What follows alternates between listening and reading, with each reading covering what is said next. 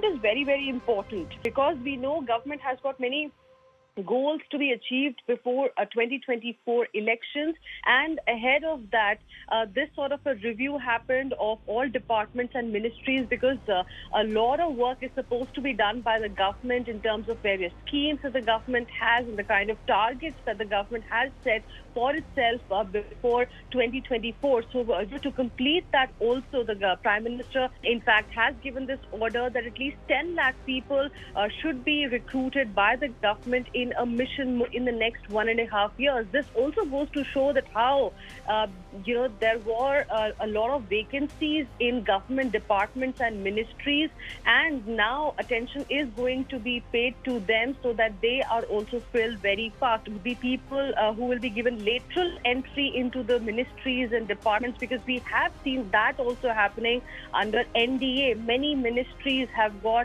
in fact hired people from the private sector to the post of joint secretaries as well.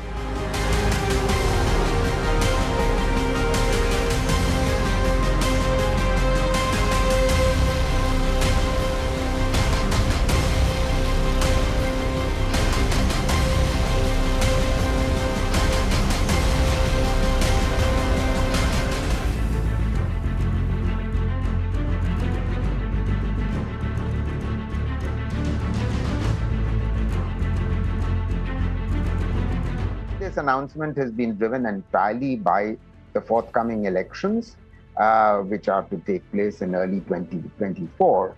So clearly, it is a welcome development, but we shall wait to see how this is actually going to be implemented, because there is no real detail except a tweet by the Prime Minister's office. I mean, if you recruit the wrong people, your fiscal deficit will go up, because the government's establishment expenditure will go up, and there'll be no improvement in the GDP at all.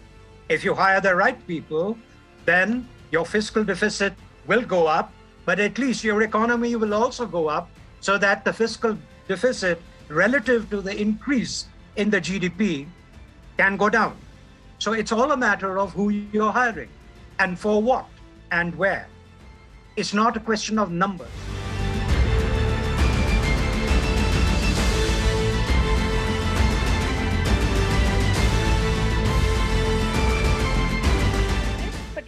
Term of Modi government, NDA 2.0, we know has been quite challenging, because this term saw COVID pandemic. Now very little time is left for the government to be able to deliver on the promises that it had made to the people of this country on various issues. The government seems to be in a mission mode. Government wants to ensure that the promises that were made to the people of this country are delivered. We'll have to wait and see as to what is going to be the criteria of people who will be hired. Will it be people from the private sector, or just like we have seen lateral entry of people already happening in some ministries and some departments of the government?